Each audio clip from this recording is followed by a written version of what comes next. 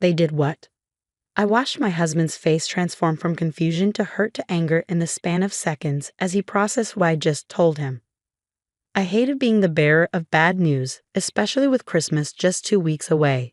But there was no sugarcoating this. Your mother called while you were in the kitchen, I repeated, trying to keep my voice steady. She said they think it's best if we don't attend the family Christmas this year. Because of the cafe? David asked, already knowing the answer. I nodded, remembering the barely disguised contempt in Evelyn Harrington's voice. She said something about not wanting to dampen the holiday spirit with talk of our unfortunate business situation. David closed his eyes, a muscle working in his jaw. Unbelievable. Unbelievable. But not surprising, at least not to me. The Harringtons had never fully approved of their eldest son marrying someone they considered beneath their social standing. I, Melissa Chen, daughter of Chinese immigrants who owned a small grocery store, was decidedly not who they pictured for their blue-blooded son. For years, they'd maintained a veneer of polite acceptance, especially after David had become a successful investment banker. But when we'd made the decision to leave the corporate world and open our dream cafe 6 months ago, that veneer had rapidly cracked.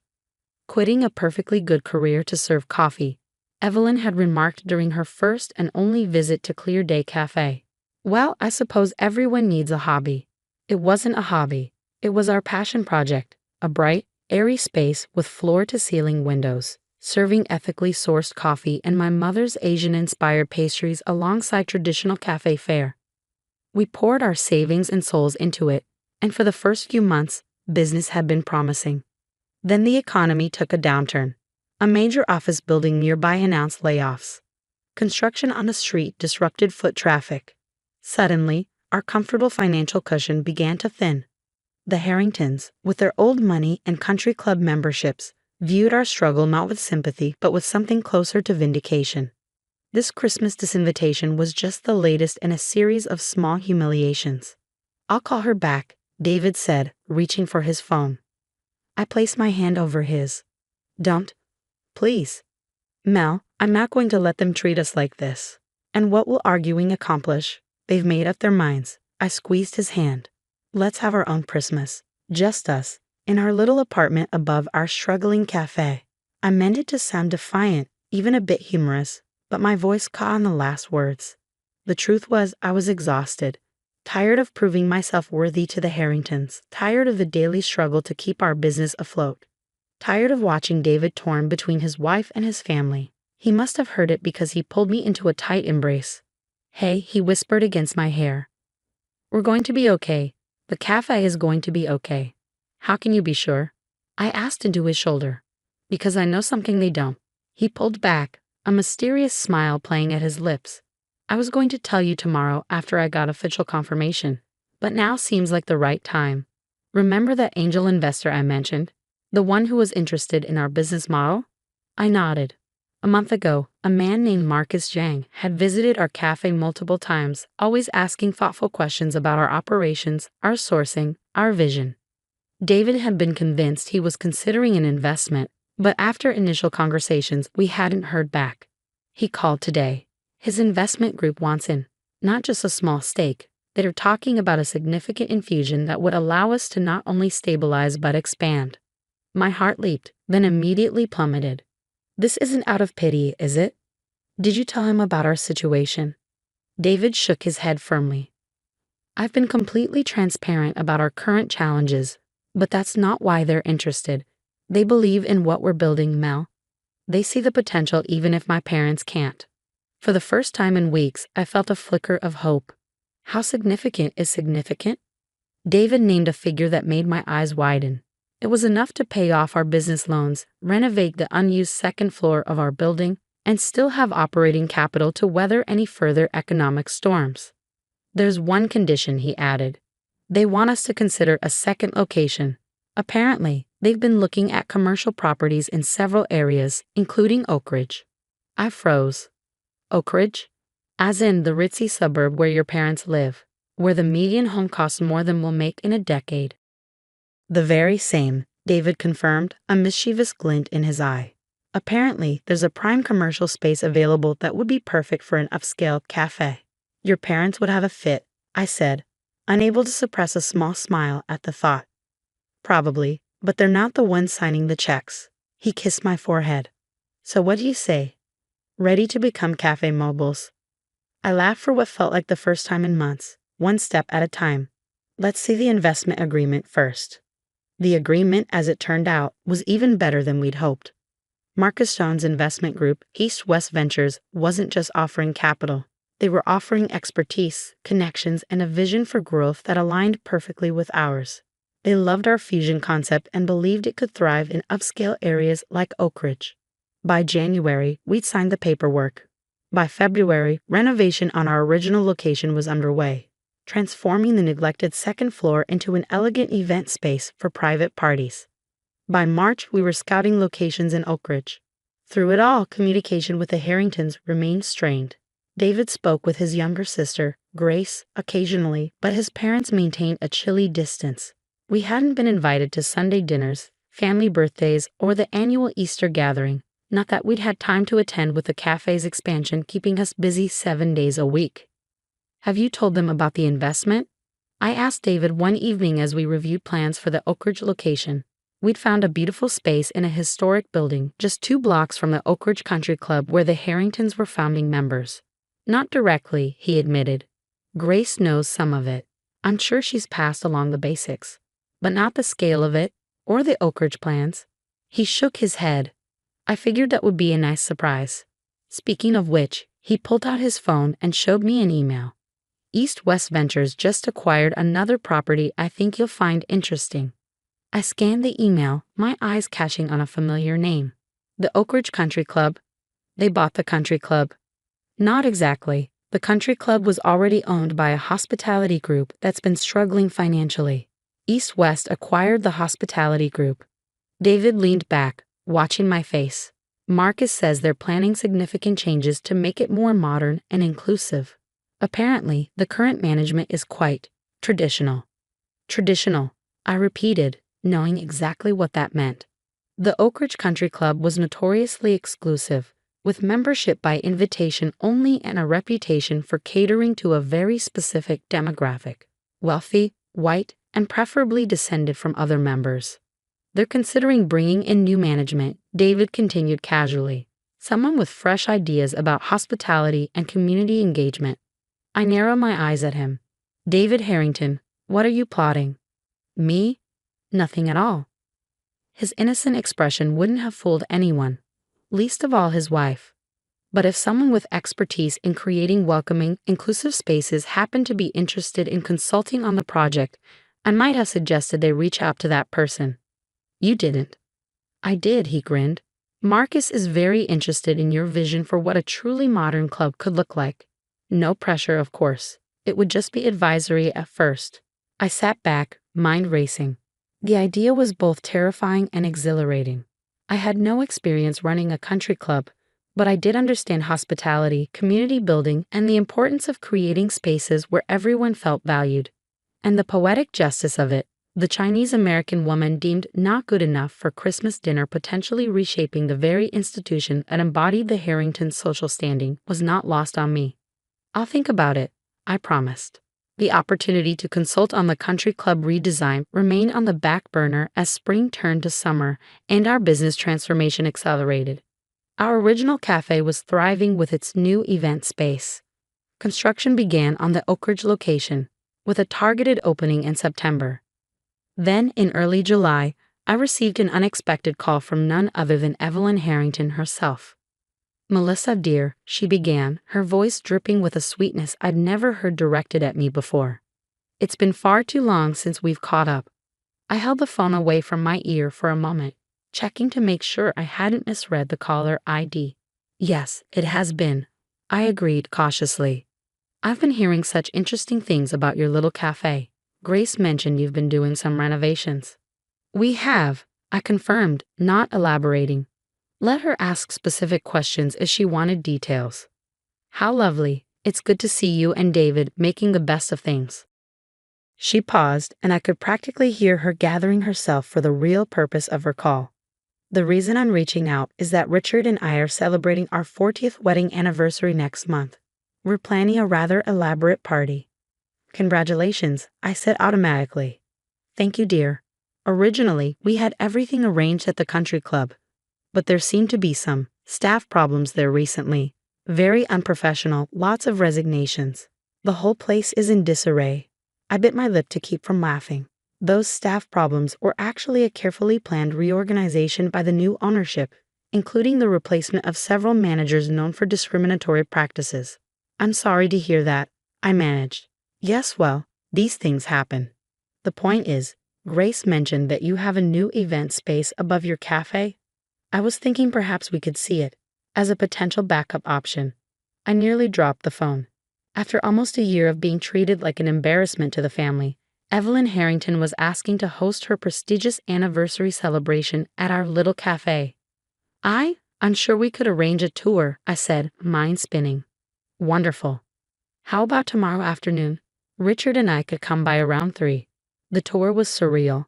Evelyn and Richard Harrington walked through our cafe and event space with the air of benevolent royalty surveying a quaint village.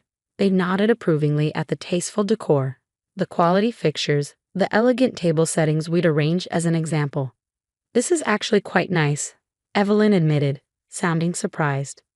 Much more sophisticated than I expected. Thank you, I replied, choosing not to comment on her evident shock that we could create something beautiful. We've worked hard on the design. And you can accommodate 100 people up here? Richard asked, glancing around critically. Comfortably, I confirmed. We've hosted several corporate events of that size already. Have you? Business must be picking up then, Evelyn commented. It is.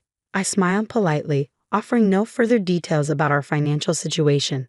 After inspecting every corner and asking numerous questions about our menu, staff, and availability, they huddled together for a brief consultation. Well, Richard announced, it seems this might work after all. Our anniversary is August 15th. We'd need the space from noon for setup, with the event running from 7 to 11. I'll check our calendar, I said, pulling out my booking ledger. I already knew we were free that evening. We'd been turning down bookings for that date specifically because it was the planned soft opening for our Oak Ridge location. But they didn't need to know that. I made a show of reviewing the calendar. It appears we do have that date available. Would you like me to pencil you in while you consider other options? No need, Evelyn decided. We'll take it. The country club situation isn't likely to resolve itself in time. Send us your standard contract and we'll get everything finalized. As they left, I heard Evelyn remark to Richard, well, at least now we'll have to invite them for Christmas this year. The smug condescension in her voice solidified a decision I'd been mulling over since their arrival. I pulled out my phone and called Marcus John. Marcus, it's Melissa Harrington. About that country club advisory role, I'm in, and I have some thoughts about the timing of certain announcements. The weeks leading up to the Harringtons' anniversary celebration were a whirlwind. Beyond our usual cafe operations and preparing for a 100-person event, we were putting the finishing touches on our Oak Ridge location, and I was deeply involved in the country club restructuring. Are you sure about the timing? David asked one night as we reviewed the final plans. It seems a bit theatrical. Since when are you concerned about theatrics? I teased. But yes, I'm sure he considered this, then nodded. Okay, I trust your judgment, and to be honest, I'm looking forward to seeing my father's face. The day of the anniversary party arrived and everything was perfect. The event space was transformed with elegant floral arrangements in cream and gold, Evelyn's chosen colors. The custom menu featured elevated versions of their favorite dishes. The staff was impeccably trained and dressed in crisp black and white. Evelyn and Richard arrived early to oversee the final setup, accompanied by a professional photographer to document everything. I greeted them warmly, noting with satisfaction the way Evelyn's eyes widened at the transformation of the space. This is quite impressive, she admitted. Executive director of the country club, she hissed. What exactly does that mean, Melissa? I met her gaze steadily. It means I'll be overseeing all operations, membership policies, and programming.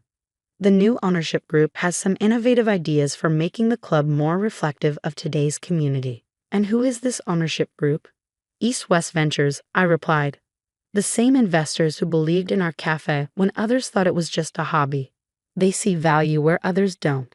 The implication hung in the air between us. Evelyn's eyes narrowed. So all this time, while we thought you were struggling with your little cafe, you were actually building something significant. I finished for her. Yes. Why didn't you tell us? The question was so breathtakingly lacking in self-awareness that I nearly laughed. When would that have happened, Evelyn? Perhaps during the family Christmas we weren't welcome to attend, or maybe during one of the Sunday dinners we haven't been invited to in nearly a year. She had the grace to look momentarily abashed. We thought. We were concerned that we were failing, that David had made a terrible mistake leaving finance to open a cafe with his immigrant daughter-wife. I kept my voice low and controlled. You thought we'd embarrass you in front of your friends. The irony is, we've been more successful than we ever imagined, while you've been hanging on to an outdated version of status and success. Before she could respond, I added, Don't worry though, your membership at the club is secure. In fact, I've already approved the renewal myself. I walked away then, leaving her speechless, perhaps for the first time in her life. Later that evening, after the cake had been cut and most of the formal celebrations concluded, I found David chatting with his sister Grace in a quiet corner. There you are, Grace exclaimed when she saw me. The woman of the hour. David's been filling me in on all your secret success. I can't believe you managed to keep it quiet for so long. It wasn't intentional secrecy, I explained. We were just focused on building something solid before making announcements. Well, Mom's in a complete state, Grace said with undisguised glee. One minute she's outraged that you didn't tell them about your success. The next she's bragging to her friends about her son and daughter-in-law's hospitality empire. I haven't seen her this discombobulated since the club changed their dress code to allow women to wear pants in the dining room. David laughed. Has Dad said anything? Just that he'd like to see the business plan for the Oak Ridge Café. I think that's his way of extending an olive branch.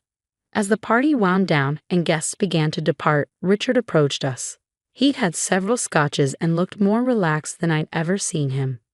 Quite an evening, he said, surveying the room. You two certainly know how to make an announcement. We learn from the best, David replied. Mom has always had a flair for the dramatic reveal. Richard chuckled. That she has. He turned to me. Melissa, I owe you an apology. We underestimated you. Both of you, really. It wasn't the most gracious apology, tinged as it was with the implication that they'd only been wrong about our capabilities, not their treatment of us. But it was something. Thank you, Richard, I said simply. This country club position. It's significant, he continued.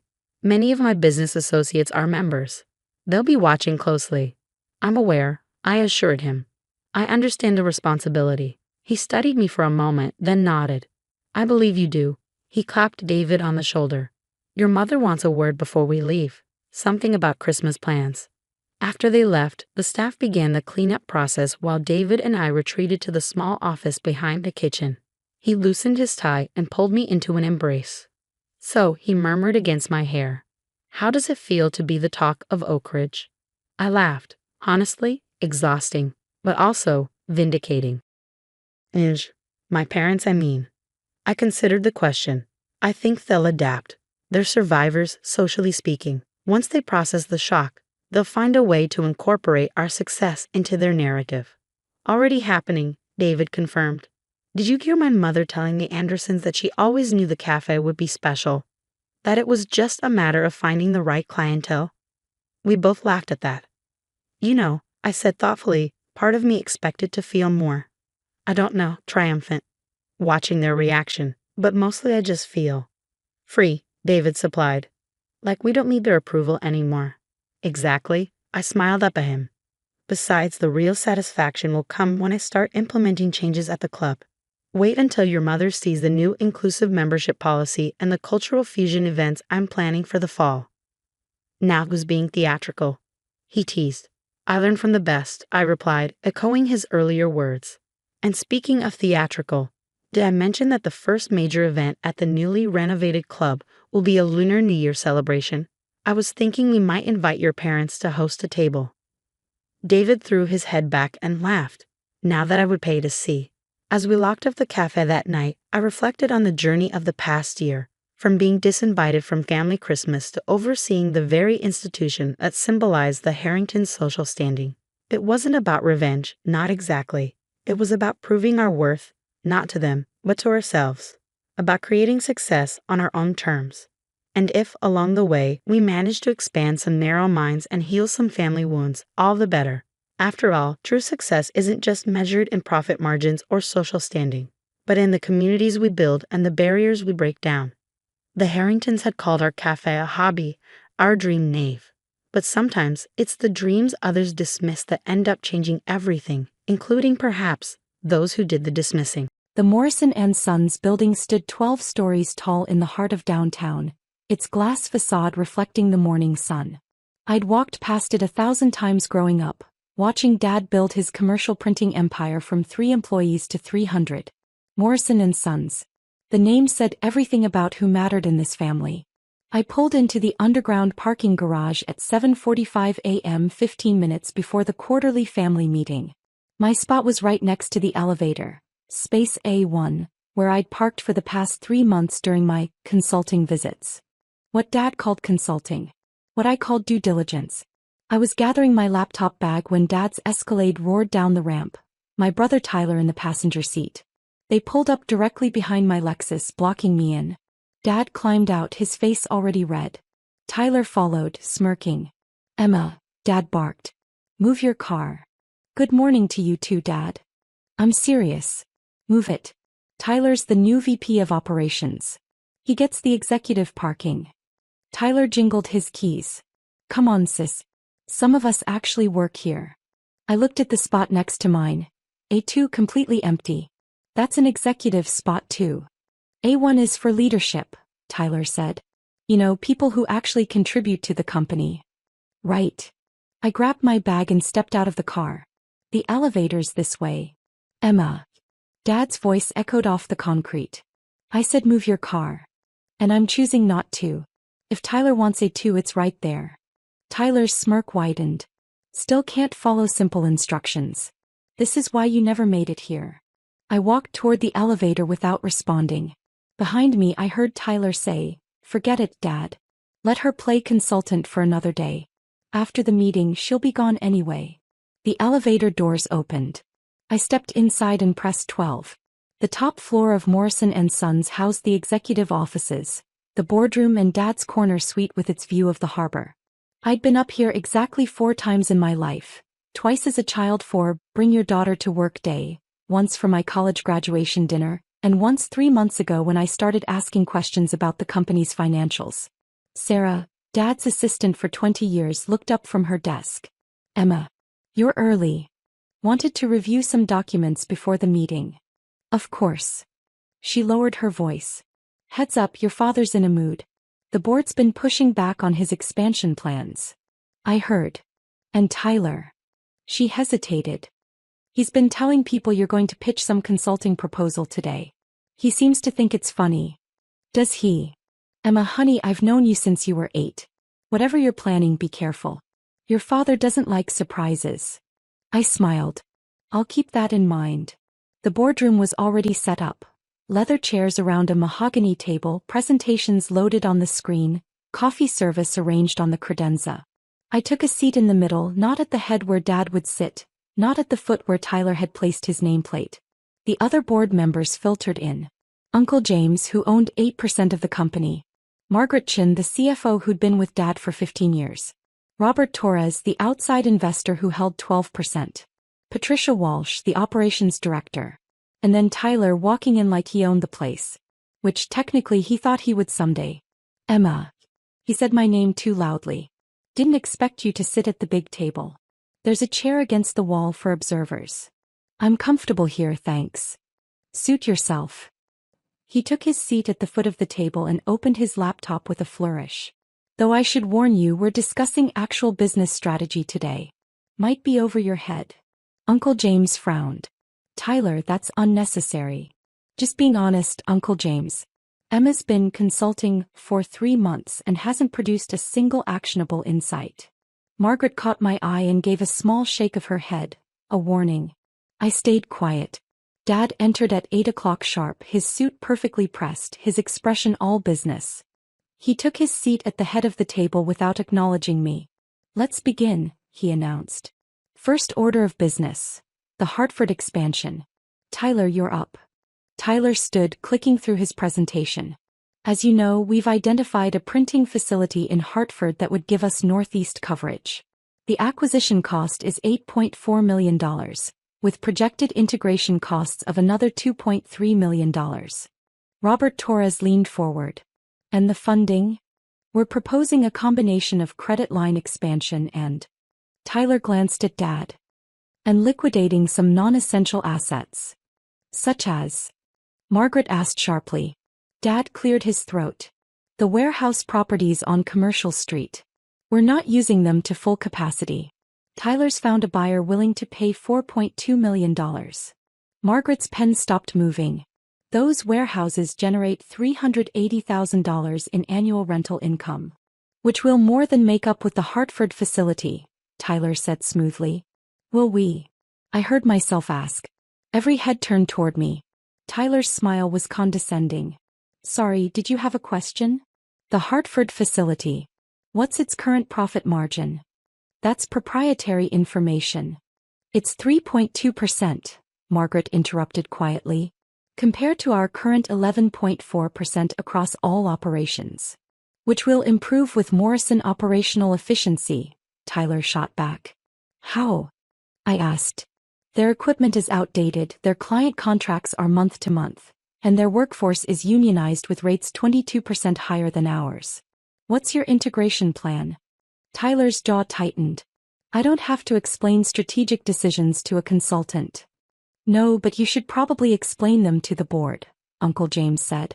Emma has a point. What's the integration timeline? We're working on the details. You don't have details, I said calmly. You have a purchase price and a dream. Dad's fist hit the table. Emma. If you're not here to contribute constructively. I am contributing. I'm asking the questions this board should have asked 3 weeks ago when Tyler first proposed this disaster. Disaster. Tyler's voice rose.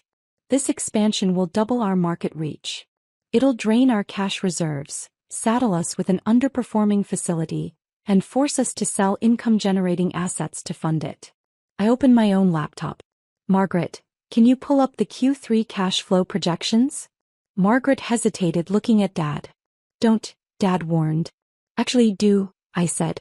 Because the board has a right to see that Morrison & Sons is currently carrying $3.7 million in short-term debt, has missed 2 vendor payments in the last quarter, and is projecting a cash shortfall of $1.2 million by year-end even without the Hartford acquisition. Silence. Robert Torres's face went pale. Is this true? Dad's jaw worked. We have temporary cash flow challenges. You have a solvency problem, I corrected. And Tyler's expansion would accelerate it. Tyler slammed his laptop shut. Who the hell do you think you are? Someone who spent 3 months reviewing every financial document, every contract, every vendor agreement this company has.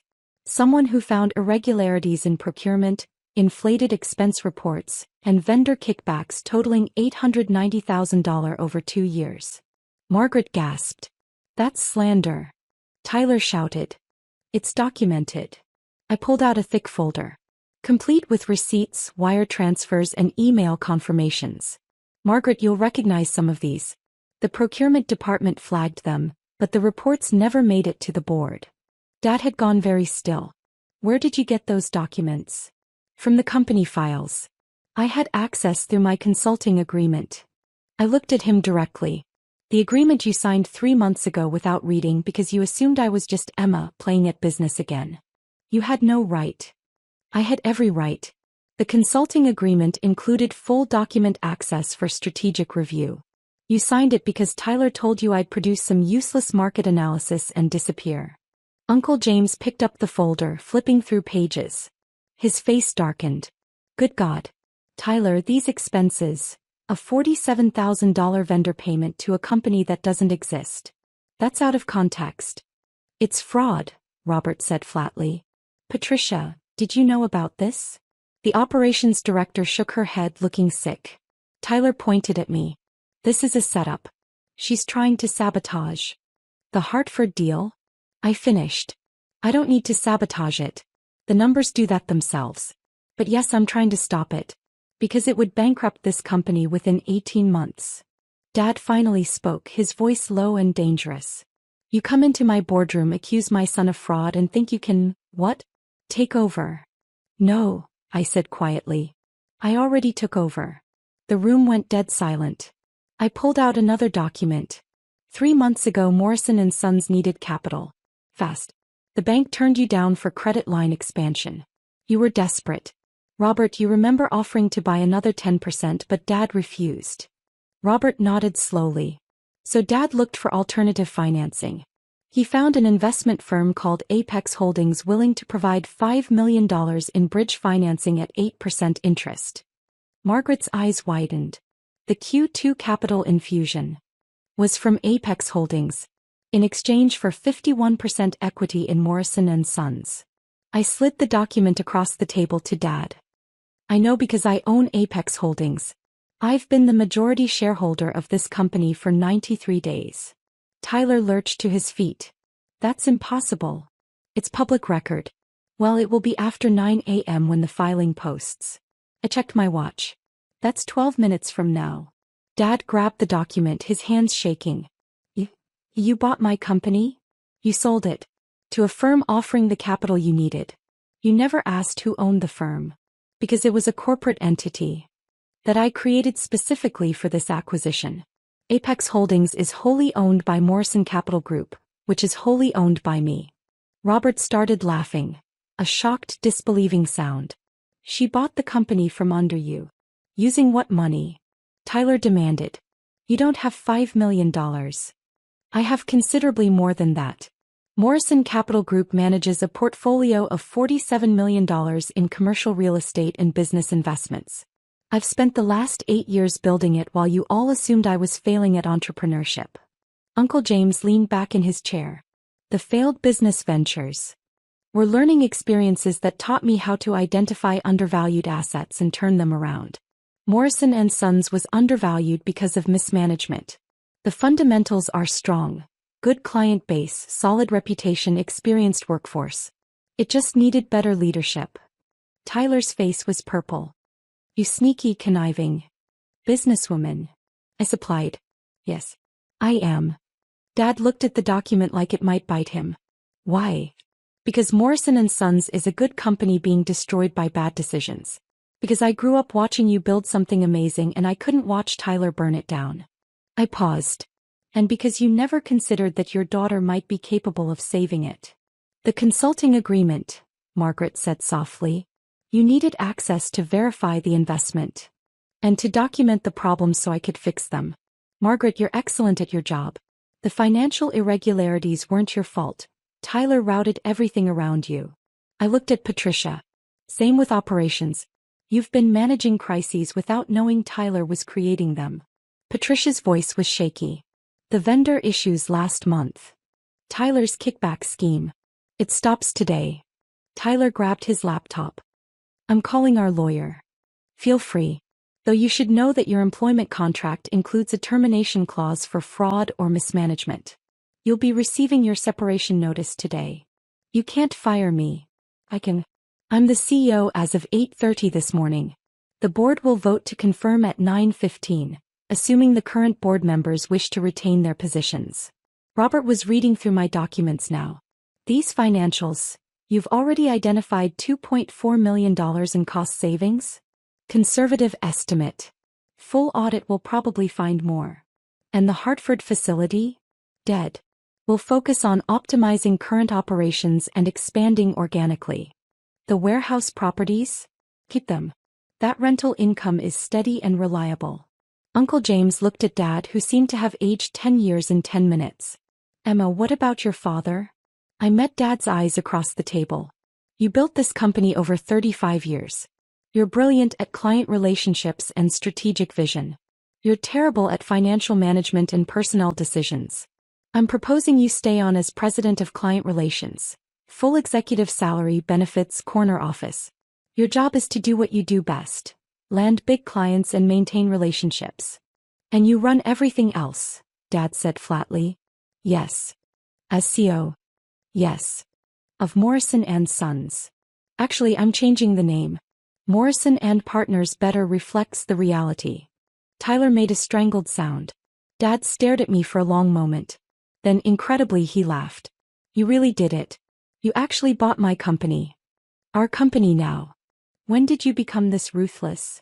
I learned from watching you negotiate contracts. You taught me that business isn't about emotions, it's about outcomes. I never taught you anything.